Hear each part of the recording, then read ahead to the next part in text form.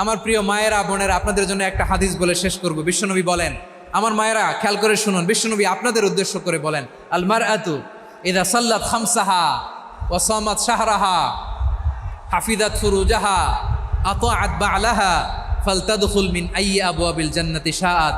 বিশ্বনবী বলেন, ও রমণীরা, ও নারীরা, যে সমস্ত নারী এই 4টা কাজ করবে, এই 4টা কাজের গ্যারান্টি দিবে, তাদেরকে জান্নাতের 8টা দরজার গ্যারান্টি দেয়া হবে। কি 4টা কাজ? 1 নম্বর, আল মারআতু ইযা সাল্লাত খামসাহা, যে নারী 5 ওয়াক্ত নামাজ পড়ে। কি করে? জেলা স্টেডিয়ামে অবস্থানরত আমার নারীরা বোনেরা, বিশ্বনবী আপনাদেরকে 4টা কাজের কথা বলেছেন, খুব বেশি না। 4টা করলে 8 জান্নাতের দরজা সব খোলা। কোনটা দিয়ে যাবেন? যেটা দিয়ে মনে চায়। 1 নাম্বার 5 ওয়াক্ত নামাজ। আমার বোনেরা জোহরের নামাজ পড়তে পড়তে এটা আসরে নিয়ে যায়, আসর পড়তে পড়তে এটা মাগরিবে নিয়ে যায়। এরকম আসরে নাই, লালমনিরহাটে হয়তো নাই। আমার বোনেরা এটা করবেন না। ইন্নাস সালাতা কানাত আলাল মুমিনিনা কিতাবাম মাওকুতা, সময় মতো পড়বেন। সামাত শাহরা, রমাদানের রোজাগুলো রাখবেন। হাফিজাত ফুরুজাহা, যে নারী তার চরিত্রকে হেফাজত করে, তার প্রাইভেট হেফাজত করে, তার লজ্জাস্থান হেফাজত করে। ও মায়েরা, আপনার এই গর্ভ যে কত দামি আপনি জানেন না।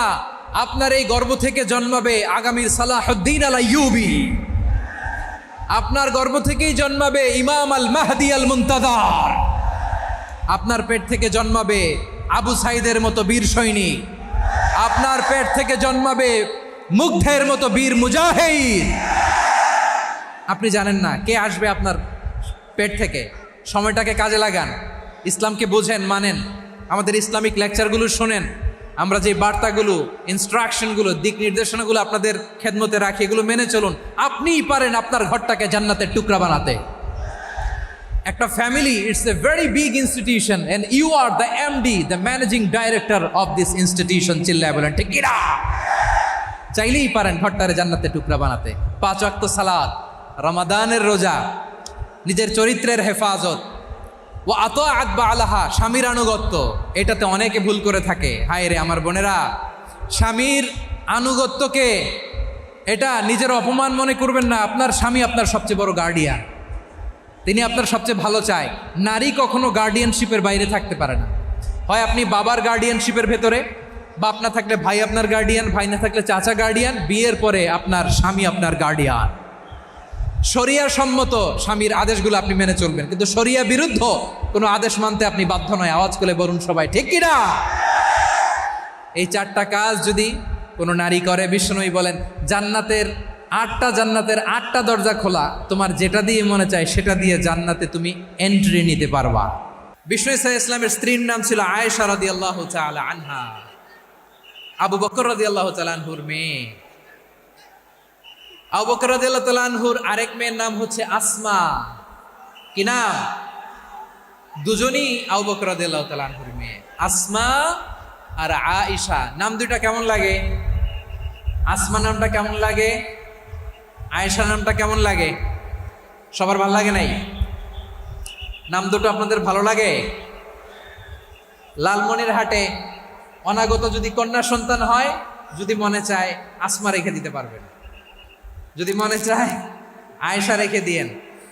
দেশে বিদেশে, এয়ারপোর্টে, রাস্তাঘাটে শুধু বলে হুজুর একটা নাম দেন, আমার ছেলের একটা নাম দেন, মেয়ের একটা নাম দেন।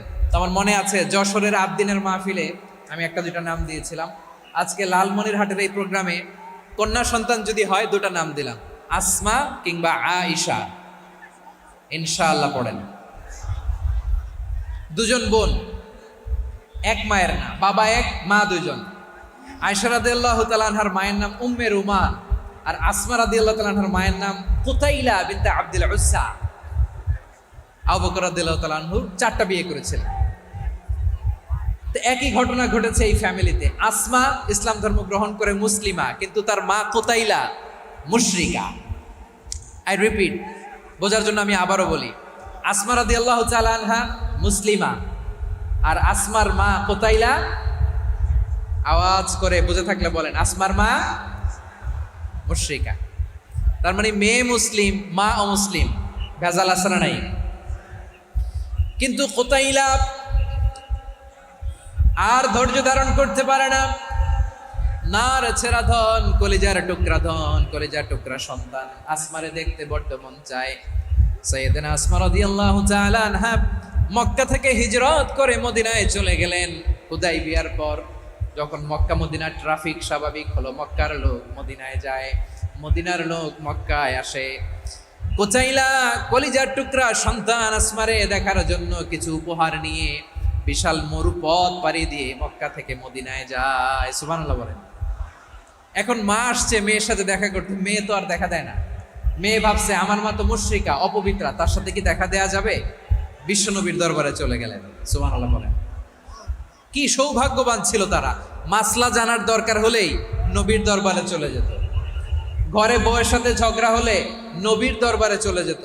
অনেক সাহাবী বলে আমার পেটে ক্ষুধা লাগলেও আমি নবীর কাছে চলে যেতাম, কারণ নবীর চেহারার দিকে তাকালেই আমার পেটের ক্ষুধা মিটে যেত।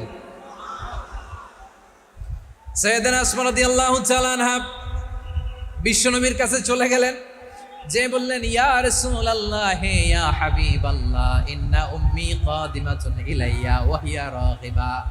আমার মা মক্কা থেকে অনেক দূর মরুর পথ পাড়ি দিয়ে উপহার সামগ্রী নিয়ে মদিনায় আমার সাথে দেখা করতে এসেছে গো নবী। আমার জানতে বড্ড ইচ্ছে হয় আমি আমার মুশরিকা মায়ের সাথে একটু দেখা করতে পারবো কিনা। আফা আসিলুহা, আগে যেমনি আমি আমার মায়ের সাথে ভালো আচরণ করতাম, যেমনি আমি আমার মায়ের সাথে সদাচরণ করতাম গো নবী, এখন আমি মুসলিমা মা মুশরিকা, এখনো কি আগের মতো সদাচরণ করতে পারবো নাকি? বিশ্বনবী বললেন নাম সিলিহা, হ্যাঁ রে আসমা, অবশ্যই অবশ্যই, আগে ঠিক যেমন তুমি তোমার মায়ের সাথে ভালো আচরণ করতে এখনো তেমনি আগের মতো ভালো আচরণ করবা। আওয়াজ করে পড়েন সুবহানাল্লাহ। কি ইসলাম আমরা পেয়েছি, কত ব্রড মাইন্ডেড আমাদের ইসলাম, কত ওপেন মাইন্ডেড ইসলাম, কত ওপেন আপ করতে পারে, চিন্তা করতে পারে। বিষ্ণু বললেন হ্যাঁ অবশ্যই, নাম সুলিহা, আগে যেমনি ভালো আচরণ করছো আসমা এখন ওই রকমই করো, পারলে আরো বাড়াই করো। সুবহানাল্লাহ বলেন। তাহলে আমার যে হিন্দু ভাইয়েরা হিন্দু বোনেরা ইমানের বদৌলতে দৌলতে আপনি ধন্য হয়েছেন, আপনার আম্মা আব্বা এখনো মুসলমান হয় নাই, তাদের জন্য দোয়া করেন, তাদের জন্য দোয়া করেন, আল্লাহ যেন তাদেরকেও ইমানের দৌলত দান করে। আমরা সবাই পড়ি আমিন, আরো জোরে পড়েন আমিন। এখন বলেন ইসলাম কি ন্যারো মাইন্ডেড রিলিজিয়ান না ব্রড মাইন্ডেড? লালমনিরহাটের যুবক ভাইরা আওয়াজ করো, ইসলাম কি ন্যারো মাইন্ডেড না ব্রড মাইন্ডেড?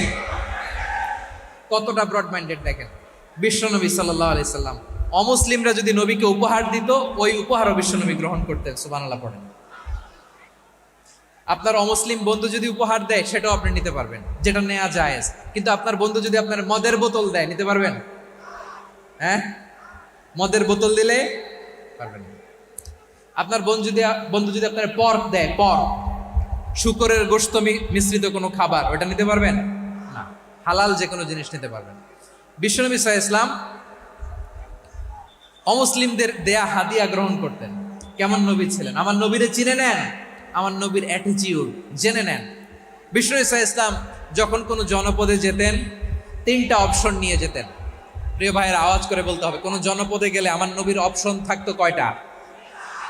আমার মতো 3 আঙ্গুল উঁচু করে দেখান আর বলুন আমার নবী কোন জনপদে গেলে কয়টা অপশন নিয়ে যেতেন? 1 নাম্বার অপশন আসলিম তাসলাম। নতুন এলাকায় গেলে বলতেন আসলিম তাসলাম, ইসলাম ধর্ম গ্রহণ করো, শান্তিতে থাকবা, আমার ভাই হয়ে যাবো, আমরা ভাই ভাই, ইসলাম মানো, আমরা ভাই ভাই। অপশন নাম্বার কত? 1।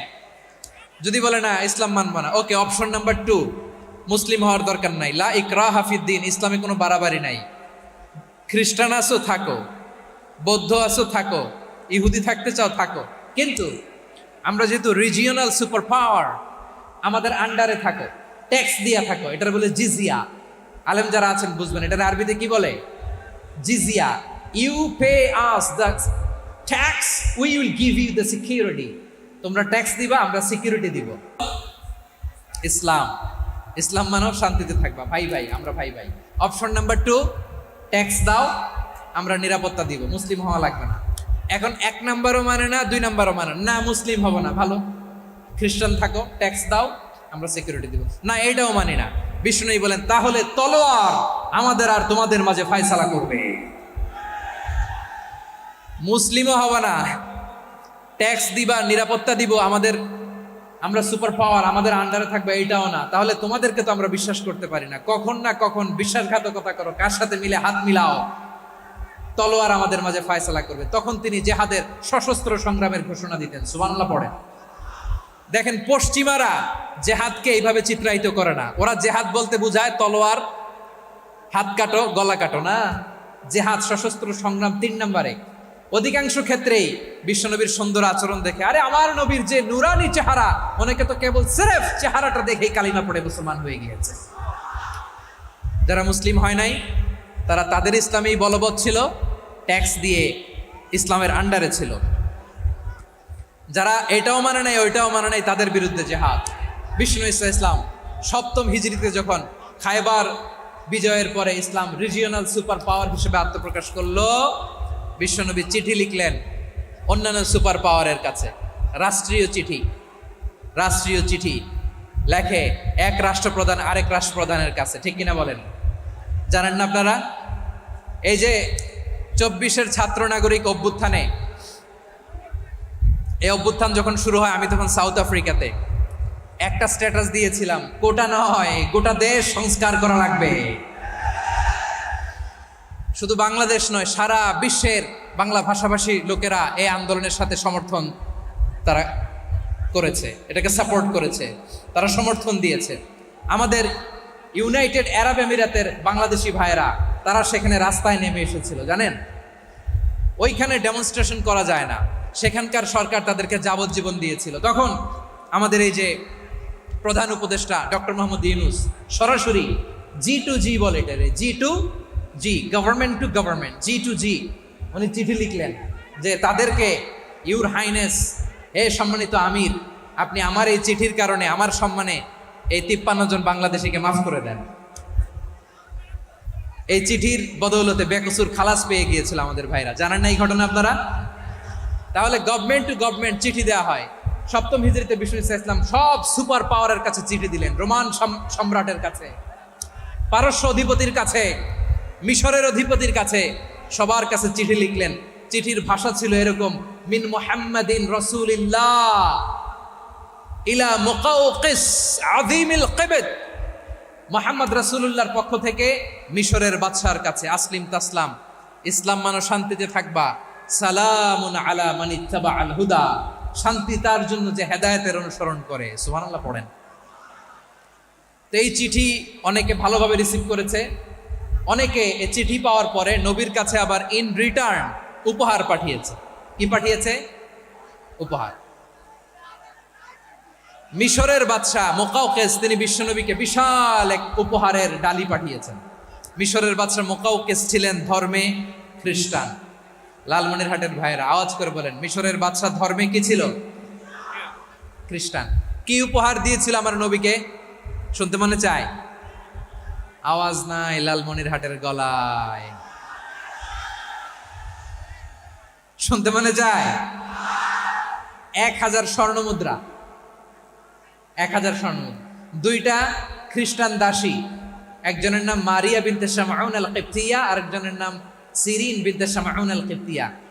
একজন খ্রিস্টান দাস 20 থান কাপড় জামা বানানোর জন্য, আমরা নবী যেন সেলাই করে জামা বানাতে পারে, এজন্য 20 থান কাপড়, 20 থান ফাইন গার্মেন্ট। সুবহানাল্লাহ পড়বেন না? এরপরে একটা গাধা, যেটার নাম ছিল উফাইর, আর একটা খচ্চর, এটার নাম ছিল দুলদুল। খচ্চর চিনেন? গাধা আর ঘোড়ার ক্রসিং এ যে প্রাণীটা দুনিয়াতে আসে, এটার খচ্চর বলে। তো এই যে সুপার পাওয়ার খ্রিস্টান বাদশার কাছে নবী চিঠি লিখলেন, ওই খ্রিস্টান বাদশাহ আমার নবীকে উপহার দিল। বিশ্বনবী এই উপহারগুলো সানন্দে গ্রহণ করেছে। সুবহানাল্লাহ পড়বেন না? তাহলে অমুসলিম কেউ যদি আপনাকে উপহার দেয়, হালাল উপহার হলে আপনি গ্রহণ করতে পারবেন। অনুরূপভাবে পারস্যের বাদশাহ, রোম সম্রাট বিশ্বনবীকে উপহার পাঠিয়েছেন। আমার নবী সবগুলো উপহার, গিফট গ্রহণ করেছেন। সুবহানাল্লাহ বলেন। তাহলে প্রিয় লালমনিরহাট, আওয়াজ করে বলুন, ইসলাম কি ন্যারো মাইন্ডেড রিলিজিয়ন না ব্রড মাইন্ডেড? আম্মা জান আয়েশার কাছে মাসালা জানতে চায় মেয়েরা, হে আম্মা জান, অগ্নি উপাসকেরা তাদের ঈদের দিন নওরোজের সময় আমাদেরকে পাখি দেয়, নেওয়া যাবে? উনি বললেন ওরা জবাই করে দিলে নেওয়া যাবে না, কিন্তু ওরা যদি ফলমূল এরকম খাবার দেয় এগুলো নেওয়া যাবে। তার মানে অমুসলিমদের দেয়া উপহার এটা গ্রহণ করা যায়। সুবহানাল্লাহ বলেন। শুধু তাই নয়, বিষ্ণু ঈসা ইসলাম অমুসলিমদের সাথে আর্থিক লেনদেনও করেছেন, ফিনান্সিয়াল ডিলিং করেছেন। অমুসলিমদের সাথে প্রয়োজনে আপনি ফিনান্সিয়াল ডিলিং করতে পারবেন।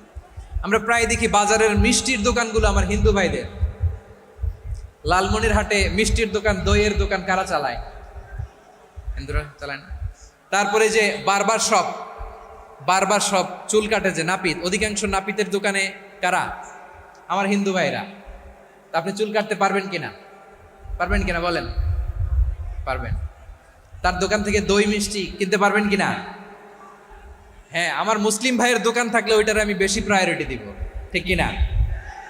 কিন্তু যদি তাদের সার্ভিস নিতে চান, প্রোডাক্ট নিতে চান, পারবেন। তার দলিল সহিহ বুখারী, আম্মা জান আয়েশা রাদিয়াল্লাহু তাআলা আনহা বলেন, ইশতারা রাসূলুল্লাহ সাল্লাল্লাহু আলাইহি ওয়াসাল্লাম মিন ইয়াহুদিন তুআমান ওয়া রাহানাহু দিরআহু মিন হাদিদ। রাসূল সাল্লাল্লাহু আলাইহি ওয়াসাল্লাম এক ইহুদির কাছ থেকে, কার কাছ থেকে? সবাই বলে নাই, কার কাছ থেকে? আমার নবী, পেয়ারা নবী এক ইহুদির কাছ থেকে জব কিনেছিল। জব, বার্লি, যেটা দিয়ে রুটি বানায়। ওই জবের দাম দেওয়ার টাকা পয়সা নবীর কাছে ছিল না। ফলে নবী ওনার একটা পোশাককে মর্গেজ রেখেছিলেন, মর্গেজ, বন্ধক, যে এখন এটার দাম দিতে পারবো না, কয়েক কেজি বার্লি নিয়ে যাই আর বন্ধক হিসেবে আমার জামাটা রেখে গেলাম, যেই দিন দাম দিব ওই দিন জামাটা ছুটায় নিয়ে যাব। সুবহানাল্লাহ পড়বেন না? বাকিতে নিছিলেন, বাকিতে। দিরআহু মিন হাদিদ, লোহার তৈরি বর্ম, মানে যুদ্ধের পোশাক, লোহা দিয়ে বানানো। বিষ্ণুনবী বললেন কয়েক কেজি জব দাও, টাকাটা পরে দিব, এখন টাকা নাই, বন্ধক হিসেবে, মর্গেজ হিসেবে আমার জামা রেখে গেলাম, যখন টাকা দিব জামা ছুটায় নিব। আওয়াজ করে বলতে হবে সুবহানাল্লাহ। এ থেকে বোঝা গেল অমুসলিমদের সাথে ফিনান্সিয়াল ডিলিং করা যায়, অর্থনৈতিক লেনদেন করা যায়, কেনাবেচা করা যায়, প্রোডাক্ট কেনা যায়। এমনকি আমাদের মসজিদে নববীতে বারান্দায় আপনারা একটা অটোমেটিক ফ্লাইং আমব্রেলা দেখছেন? সূর্য যখন বাড়ে মসজিদে নববীর বারান্দায় ইয়ার্ডের মধ্যে অটোমেটিক্যালি কিছু আমব্রেলা আছে, সাঁ করে খুলে যায়, আর সূর্যের তাপ লাগে না। আবার সন্ধ্যাবেলায় এই আমব্রেলাগুলো ওরা ক্লোজ করে ফেলে, দেখেন নাই না? দেখছেন? এই মসজিদে নববীকে সর্বোচ্চ উন্নত মানের কনস্ট্রাকশন ইনফ্রাস্ট্রাকচারে ডেভেলপ করার জন্য কর্তৃপক্ষ কিছু অমুসলিম ইঞ্জিনিয়ারের, ডিজাইনারের সহায়তা নিয়েছিল। সুবহানাল্লাহ বলেন। কোন দলিলের ভিত্তিতে? এই দলিলের ভিত্তিতে যে বিষ্ণু ঈসা ইসলাম অমুসলিমদের সাথেও লেনদেন করেছেন। আওয়াজ করে বলতে হবে আল্লাহু আকবার। শুধু তাই নয়,